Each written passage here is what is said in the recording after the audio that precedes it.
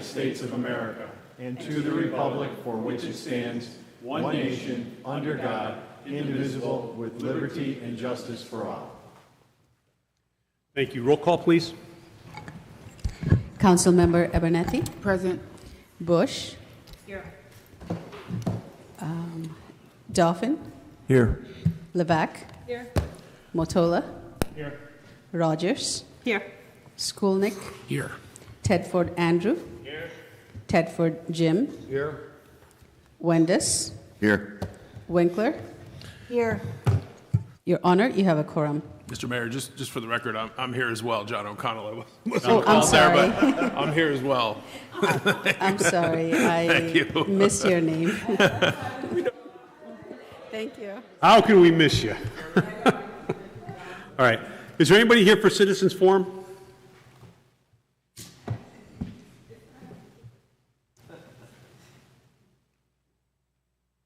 No? Okay. So we have 4 minutes. And in 4 minutes, I think I can get through some of my notes, which are pretty simple. So let's skip down to my notes first. 3 things. First is the Rockville High School graduation. Please be sure you RSVP to the invitations you received last meeting. Seating is based on RSVP responses to the invitations. As a reminder, the event is June 12, 2024, Rockville High School Courtyard. Arrival is 6 p.m. Dignitaries enter as a group to the ceremony. The Grand Army of the Republic, the GAR, ribbon cutting. This event is scheduled for Saturday, June 15th, 2024 at 1 p.m. on the second floor of the Town Hall in the museum. The event honors the Plum Brothers exhibit that will be unveiled. All are welcome. And mark your calendars for the 2024 July in the Sky fireworks. July 9th, beginning at 6 p.m. The rain date is July 10th. Activities are planned for the Henry Park and downtown Rockville. Come join the fun. All right. Wow, I did that in a minute. It's pretty quick. I think, Diane, the other graduation is Thursday. Hold on. I got it.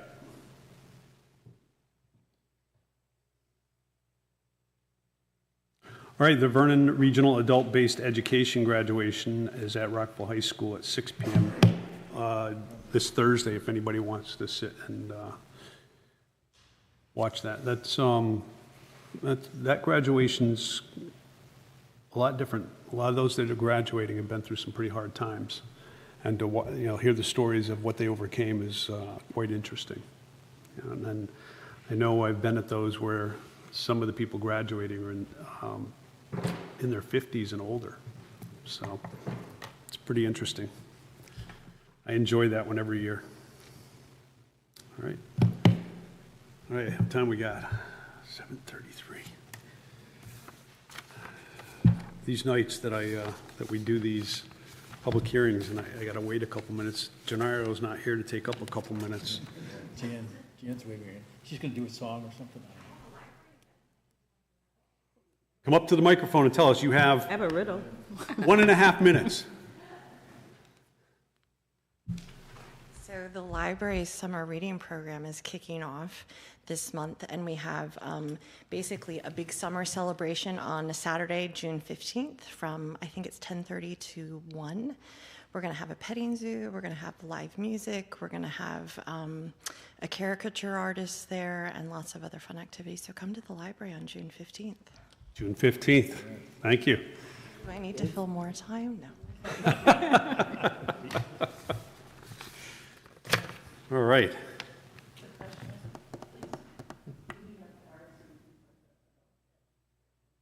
No, that's just an open one. They don't fill the seats, so you can just come sit and watch. Thank you. You're welcome. I'm sorry. What time? What's that? What time? 6. 6. All right, we got. All right, well, we're going to go to the public hearing. We're going to, executive session, we're going to move to the end. So we're going to go to public hearing. And if the clerk can please read the legal notice. Legal notice 2024 Neighborhood Assistance Act. The Town of Vernon announces that applications for the 2024 NAA program are due by 1 p.m. May 17, 2024. Submissions can either be emailed to Matt Hellman, Director of Social Services, Town of Vernon, 14 Park Place, Vernon, Connecticut, 06066, or emailed to mhellman@vernon-ct.gov. A public hearing to hear comment and take the necessary action relative to the Neighborhood Assistance Act tax credit program submissions is scheduled for June 4th, 2024 at 7:35 p.m. in the Town Council Chambers, 14 Park Place, Vernon, Connecticut.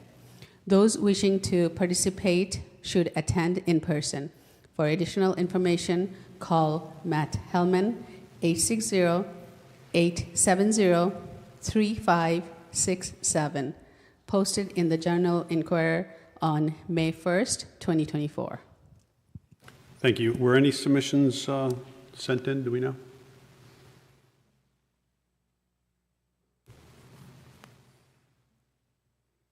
Diane? They're in your packet. It's the Cornerstone. Cornerstone sent one in? Yes. Okay. Who? No, I'm just kidding. And I'll bet you they were for it. All right. So next thing we're going to do is we're going to open it up for to receive public comment. You want to come up and say something?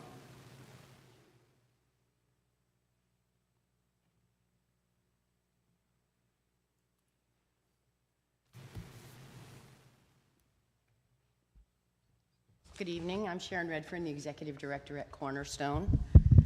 And this is Mike Baylor, the something of programs and operations at Cornerstone, which I can never keep straight. So we submitted a project to upgrade the HVAC and heating systems at Cornerstone.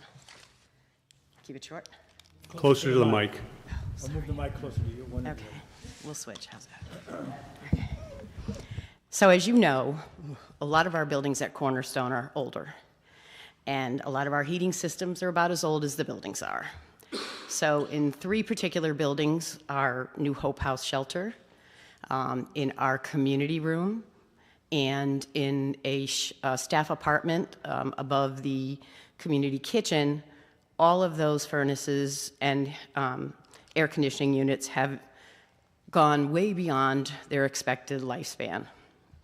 So we thought this was an ideal opportunity for us to see if we could possibly get somebody to go for a tax credit and help us put in more energy efficient appliances, or not appliances, but programs that would keep our clients at the shelter safe and warm, keep our people at the community center safe and warm, and keep our live-in staff person who's on call pretty much 24/7 also safe and warm. So Perfect. I'm going to hold you there. I'm going to stop you there because we're going to bring you back under new business. okay. Okay? All right. All right. Anybody else under the Neighborhood Assistance Act submissions for 2024? No? All right, I'm going to close this section of I'm going to adjourn the public hearing and go back to our agenda. All right, I'm going to move back down to presentations. So we were talking, there's been some chatter on about composting. This is something the town has basically been, we've looked at this for years, ever since we got involved with Sustainable Connecticut. And Mike's got to talk a little bit about some of the things we've done and we're doing. Thank you, Mr. Mayor. Through you, sir. As the mayor stated, we had received, the council had received an email from a resident, Carissa Bass, that I had reached out to regarding some ideas for sustainable communities. One of them, a big focus of that, was the composting option. And as the mayor stated, this is not new to the town of Vernon. As many of you may recall, back in 2019, when the town of Vernon received its first and silver level, which was the highest at the time designation as a silver certified sustainable community. Part of our success story involved backyard composting for low to moderate income families, and then we expanded it to include additional residents in the community. In fact, one of our backyard composting units is right there. Dawn was wondering if that was an escape hatch that we put in. It is not. It is a composting unit, and that's exactly one of the models that we distributed back in 2019. But our story of composting goes back even before that, well over 10 years. We'll do a quick update. The mayor knows this is a very passionate topic of mine with Sustainable Connecticut, and we have an entire team that's been working on this for years, so I'll try to keep it within 2 hours as the mayor requested. We'll start back under the administration of Dr. Mary Conway when I was working over at the Board of Education. And at the time, the VOAG program was interested in exploring composting as an option as part of their teaching and learning programs. And so now this is going to be going way back, so I'm dating myself here, but the technology was not there as it is today, and we know how quick technology evolves. So there was no mechanical composting unit available, and so the school started exploring ideas to have one custom fabricated. And at the time, the cost was about $60,000, and we started looking at grants to do it. But what we found is, of course, when you get the risk management team involved, it did not pass the insurance or OSHA or any of the safety things. It was basically a design with a big chain and a motor that turned this drum that would move food waste around. So the bacteria would digest it and then spit out compostable material that can be used for VOAG teaching and learning purposes. So unfortunately, we could not move forward, but fast forward to the administration of Dr. McCary, and the technology has evolved, and at this point in time, the VOAG program does have a manual composting program that they're currently piloting with Rockville High School, and it's part of the ABL, which is the activity-based learning program through the special education department of the school system. And right now, during certain times of the year when the weather is permitting, food waste from the high school is being utilized and composted up at the VOAG program and being utilized for teaching and learning purposes. So that's just one small piece. As I had mentioned, we have done the backyard composting. A couple other things that I think people may not realize involves composting. We, about 3 years ago, through Public Works, started doing leaf composting, which has actually saved the taxpayers thousands of dollars to date and will continue to save us thousands of dollars. So in the past, quick history on this topic, we would have to pay to have our leaves, after we pick them up, hauled, so there's a hauling charge, and then we'd have to pay to have them properly disposed. Well, the town of South Windsor, to their credit, started their own composting program, piloted it, and they accepted leaves for free, and then they compost them. So that immediately removed all of our disposal fees. So now we just pay for hauling. So that's an example where the town of Vernon 3 years ago partnered with a neighboring town as part of their pilot, saving taxpayers money. And that's another example of what has been our hallmark and our formula for success with Sustainable Connecticut initiatives like composting. We're always looking for ways to save taxpayers money, and if we can do it and build a thriving, resilient, and efficient community through our Sustainable Connecticut program, well, that's something we want to look at. But that's always our filter, is what is the value for the people.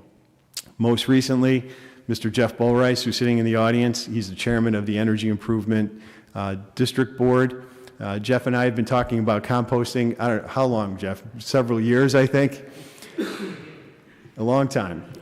And so most recently, there's been a couple of meetings and conference calls with different vendors, Blue Earth being one of them. Blue Earth, you may be aware, is a leader, has emerged as a leader in Connecticut to pilot several different types of composting programs, including home residential subscription service, as well as commercial and industrial composting.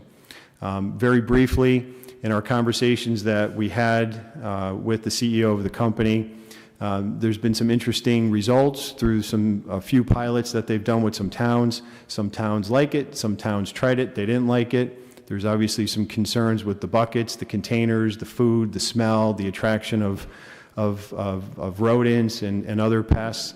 But there's obviously some value, and maybe with some additional technology, that could be something we would explore. But what really, I think, interests us more than anything else at this point, again, going back to that value for the people and return on taxpayer investment, is doing something with the schools, which is our largest waste creator for food waste in the cafeterias.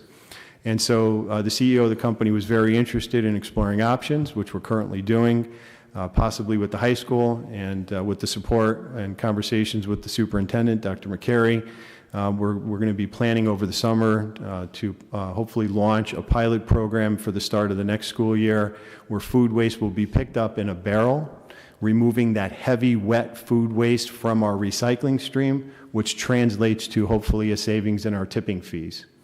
And so that's our plan moving forward with Blue Earth, is to continue to explore that. With that, Mr. Mayor, I would pause and turn it back over to you, sir. Thank you. Yeah, I think one of the biggest concerns, especially given our recent history, is the animals.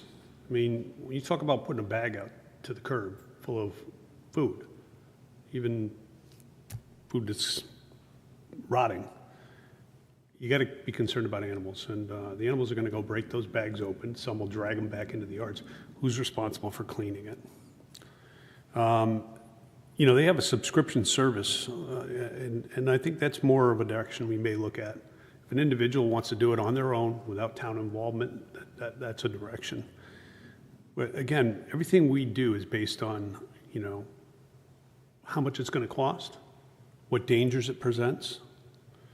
I mean, we just dealt with a massive infestation of rodents in one of our dwellings, and that cost the town a lot of money, which, you know, hopefully we'll get that all back. But animals are perceptive. Some of them are pretty smart. And if they know that whatever color bag that is, I'm going to get food out of that every time I see it, they're going to keep going back there. And you know, just the smell alone of rotten food is pretty bad.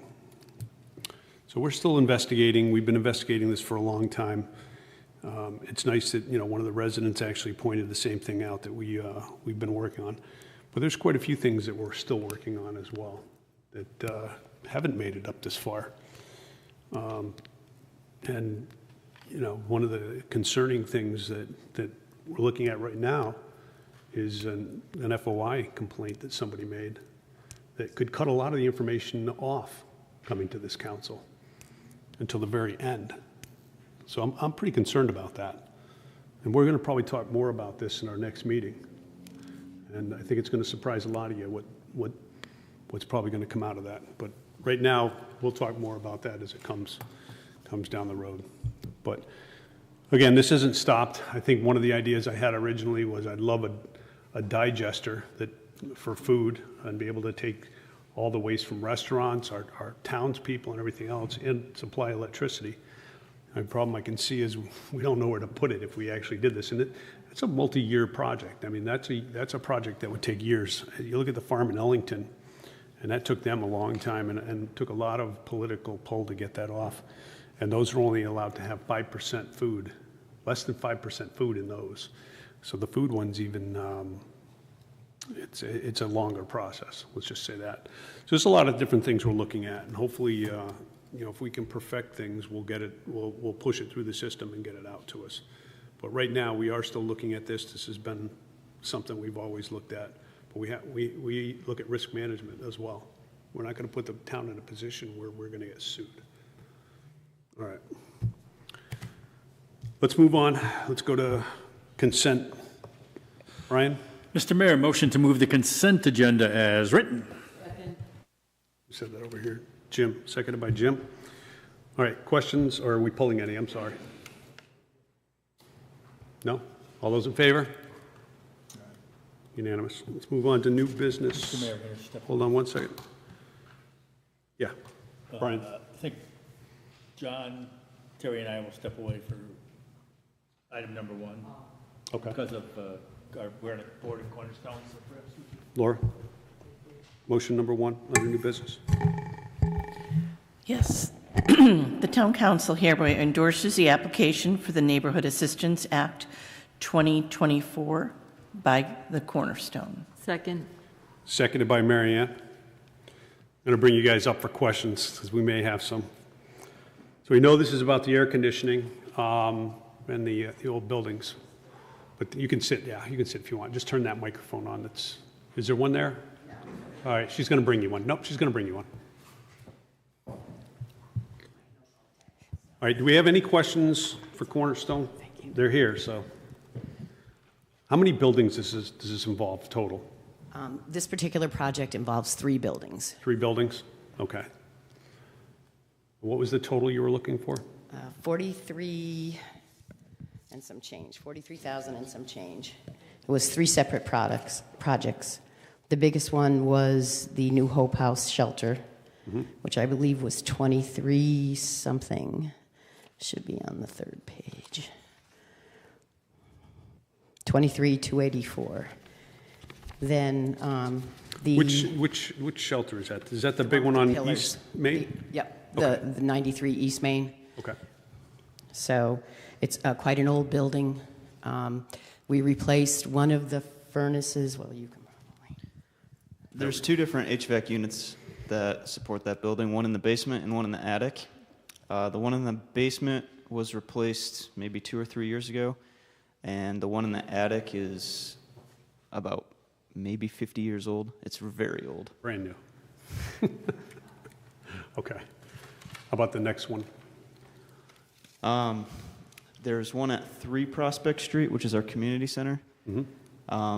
That's an HVAC unit in the attic there that supplies heat and air conditioning to some of the offices there and the conference room. That one has a cracked heat exchanger, so that one is no good and needs to get replaced regardless of what happens with this plan here.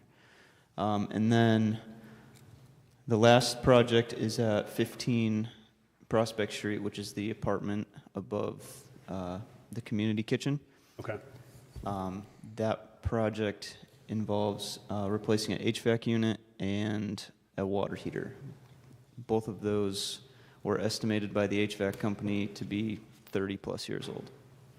Okay. All right, questions? Mike? Through you, Mayor. Did you put these projects out to bid? We did not.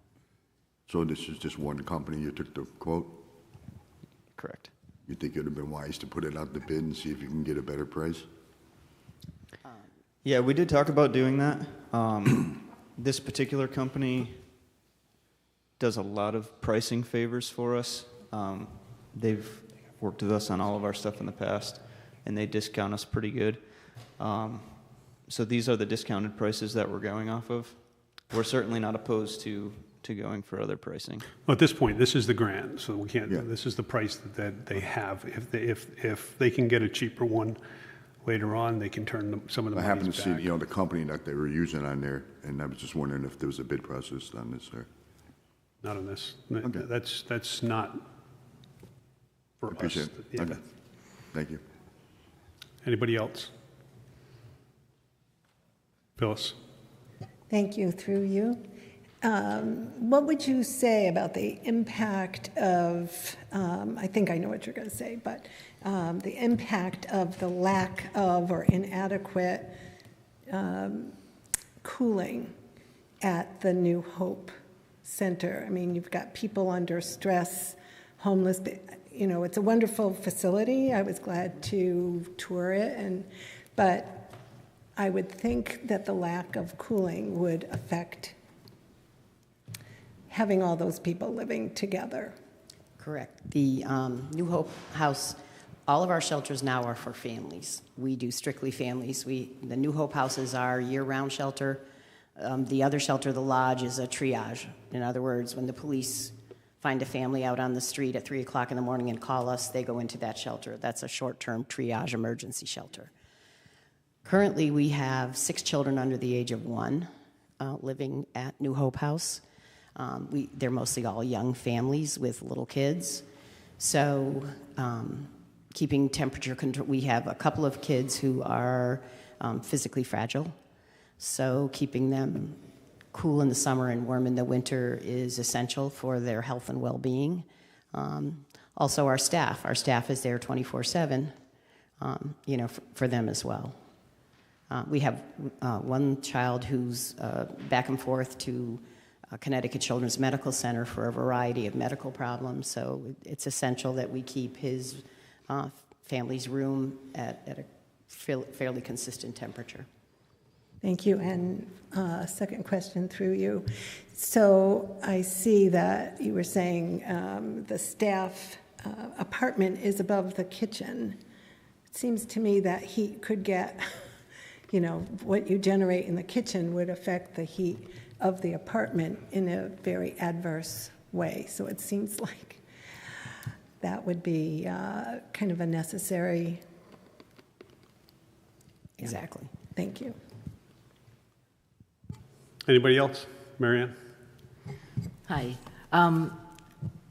Through you, Mayor. Just to basically, how long do you think this project will take once you start? If, say, from we say yes, go for it, you get the grant, how long? It's really hard to say. I would guess it's probably about a 1-month process. Okay. Once the state finishes their side. Okay, well, yeah. I replaced my whole heating and everything about 4 or 5 years, used the same company, so best price I got. Anybody else? Laura? Thank you. Through you, Mr. Mayor. Is this a competitive grant? Is this something you're pretty sure you're going to get? It's my understanding of the way that this grant works is you do something to put it out there in the atmosphere, and companies say, ooh, we'd like to help out Cornerstone and get the tax grant. So there's no guarantee. This is not a grant like you write and they say yay or nay, you're going to get the money. This really depends on companies stepping up and saying, we want to do a good thing and get a tax credit at the same time. Excellent. I'm glad to hear that, because I think this is a project that definitely needs to happen for our community. Thank you. And the other point I would also like to make is, as you know, Cornerstone is mostly funded by donations. Currently, it costs us approximately $80,000 a month to operate. Cutting down on the costs that are generated by these old and inefficient systems would go a long way to helping us reduce those costs every month. All right, thank you. Anybody else? All those in favor? Unanimous. Thank you.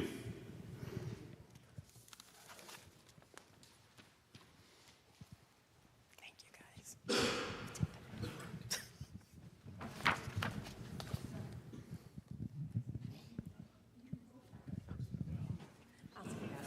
Thank you.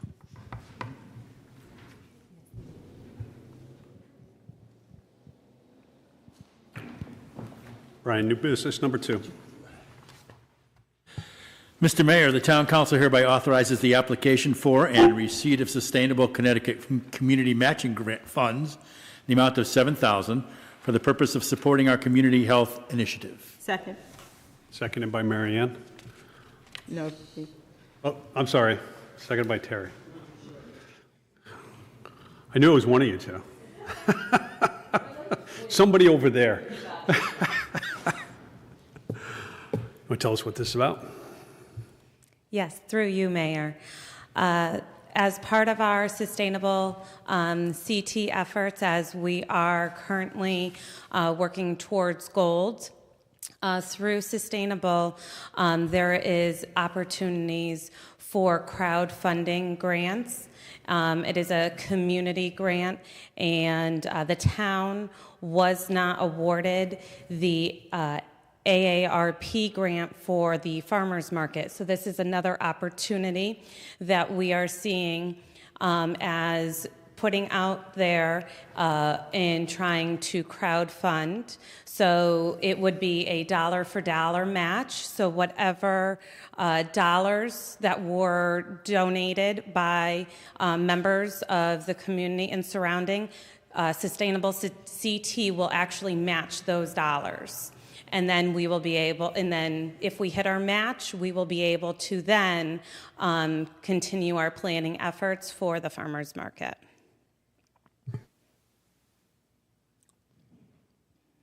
Right. We did get the AARP grant, just letting everybody know that. This is the other one we applied for. All right, any questions on this? Ariana. I am not Mary Ellen. Hi, through you, Mayor. Is there a minimum amount that you have to get donated before the match kicks in? Like, is there a number for that? Through you, Mayor.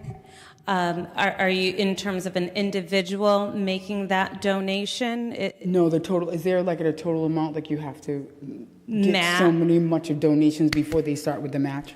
No, there is not. All right, anybody else?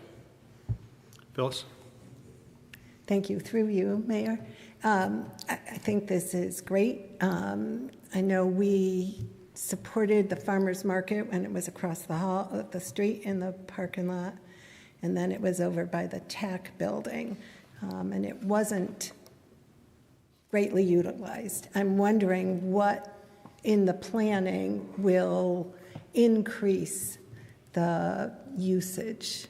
Are we planning some public education? I'm just curious what we're going to do differently so that it's a more successful farmers market. Yeah.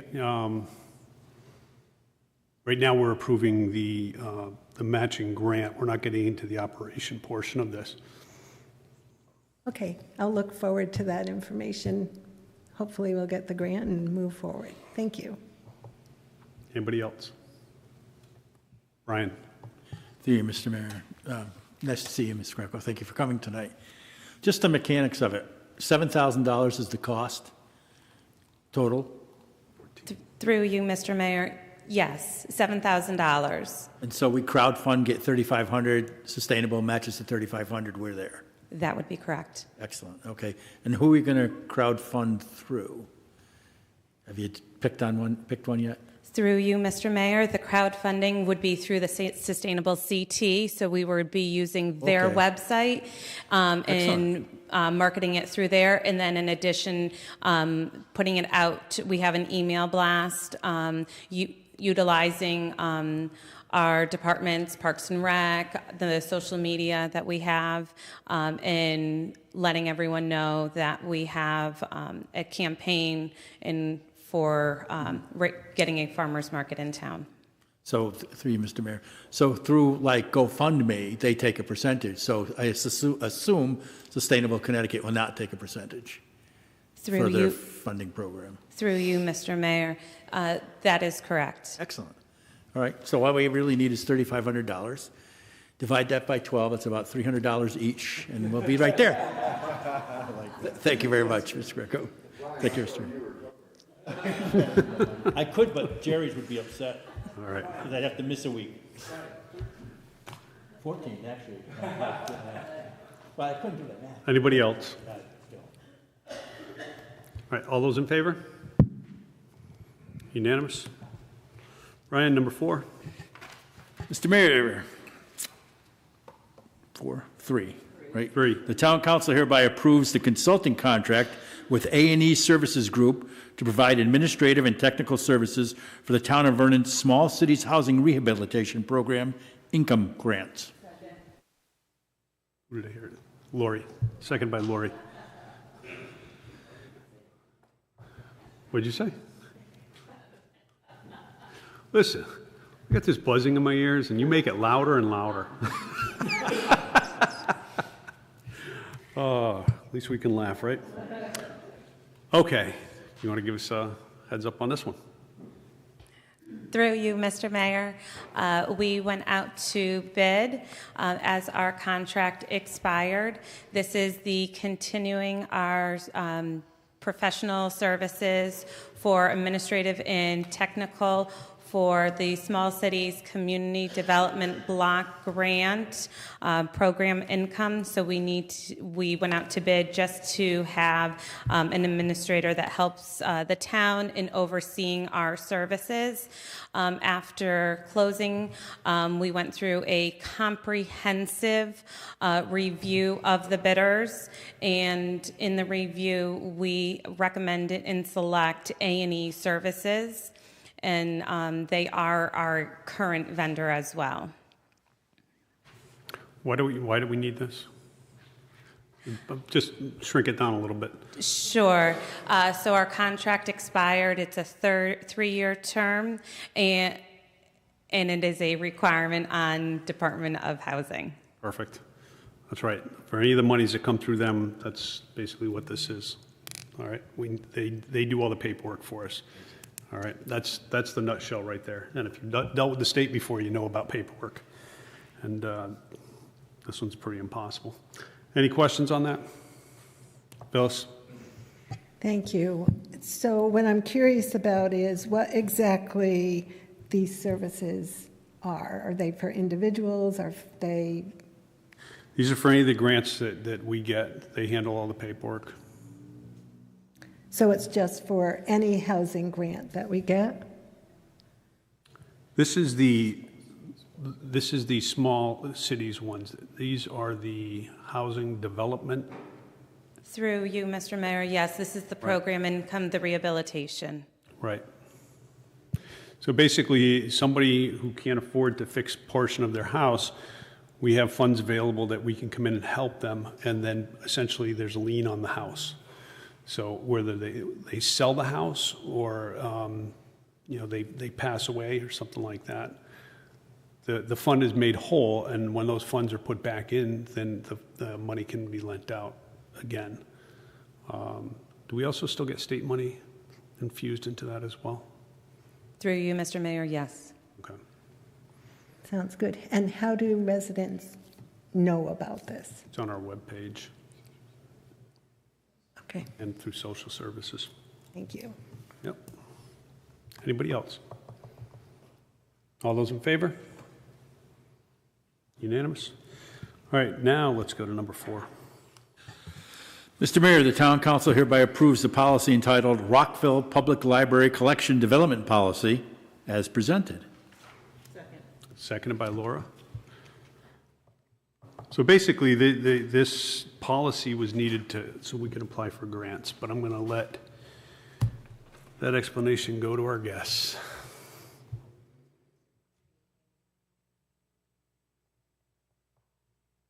Jen, just introduce yourself too. I'm sorry? Just introduce yourself. Oh, sorry. Yes, of course. Jennifer Johnston, Marius Library Director of Rockville Public Library. Yes, so every public library has a collection development policy. Ours is very out of date, and the state library is requiring that we have this approved through the town council in order to be able to receive funds that they are making available to all public libraries in the state. That's it in a nutshell. And it's as presented. It's contained within the packet. Any questions? Jesse. Through the mayor, under request for reconsideration, it says the final authority regarding removal and retention of library materials ultimately resides in the town administration. Is that us as a body, or is that the mayor's office? That's administration. All right. Is there, if anything was removed, is there any way for the public to know?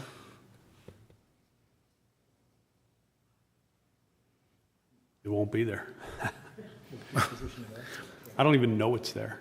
Okay, well, if somebody had an issue with a book and it was removed, and there would be no way to know that happened unless we went to take that book out, I guess is what I'm asking.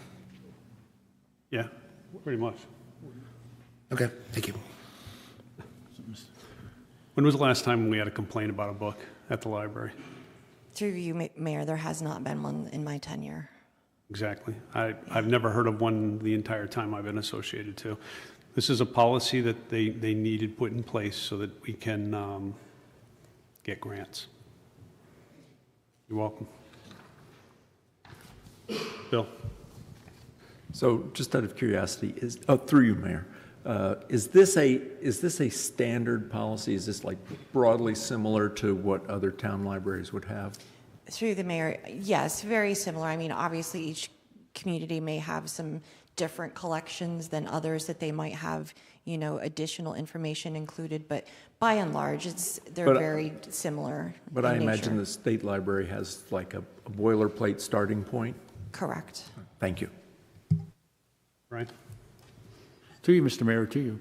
If somebody requested to remove something and they removed it, wouldn't that be disposition of assets coming to us? Yes, it would. So it would just, eventually we'd know. Yeah, I guess you'd know that way.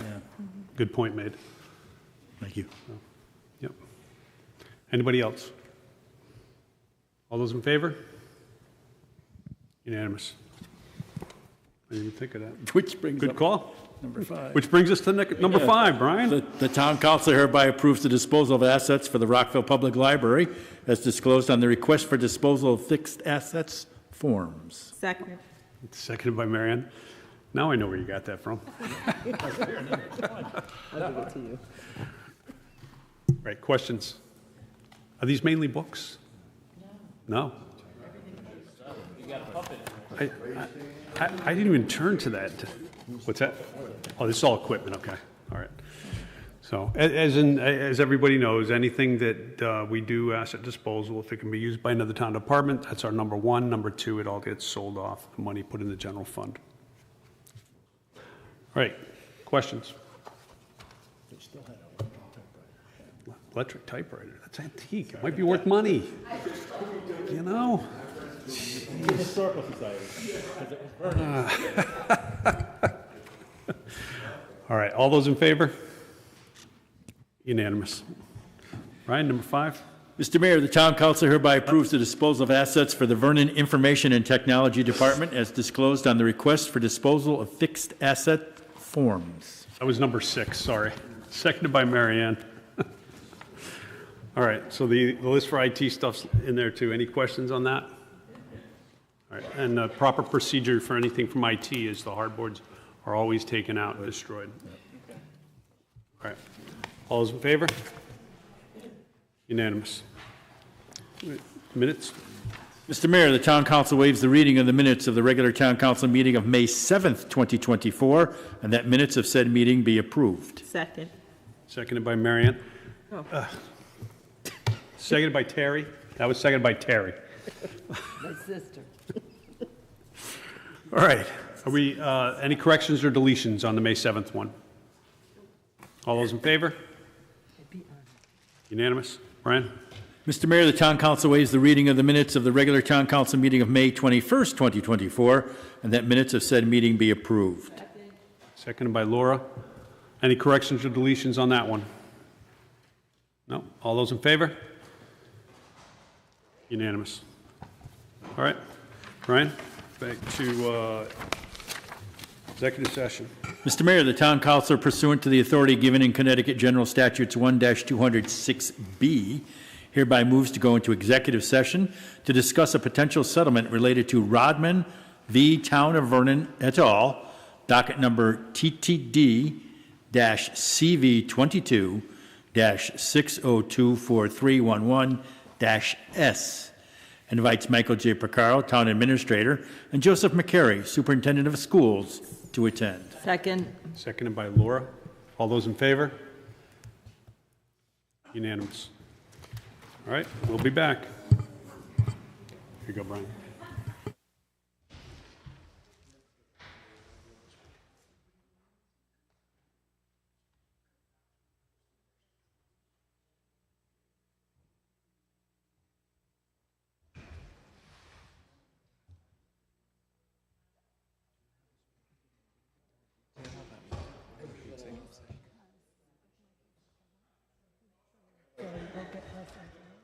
An opportunity to self-soothe a little more.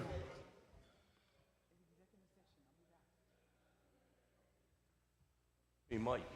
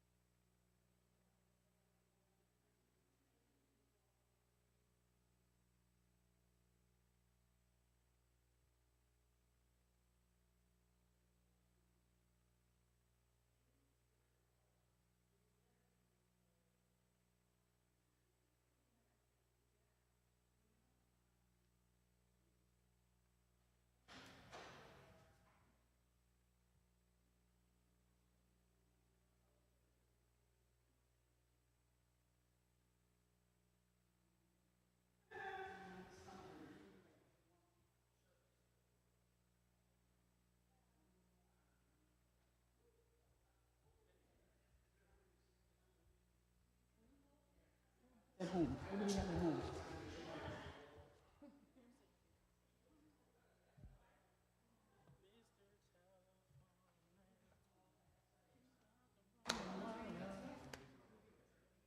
We may have to stop by a store.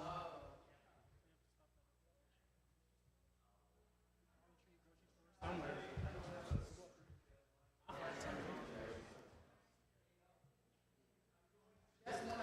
It's so fun.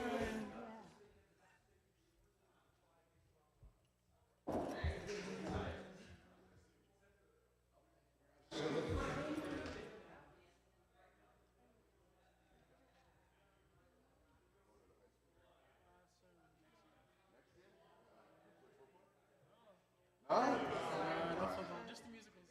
Okay, oh, that's good too. Yeah, That's just good something. too.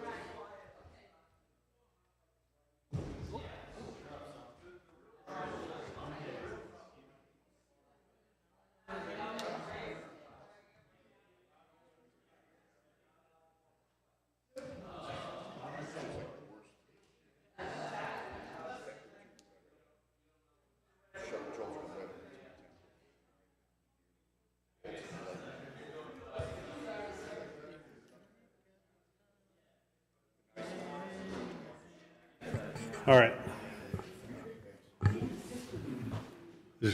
Okay. Ryan? Mr. Mayor, the town council hereby approves the settlement in the amount of $100,000 relative to Rodman v. Town of Vernon et al., docket number TTD-CV22-6024311-S as presented. Second. Seconded by Mary Ann. All those in favor? Opposed? Abstention. One abstention, Mike Wendis. All right, Brian?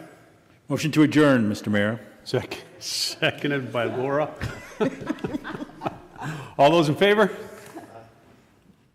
Unanimous.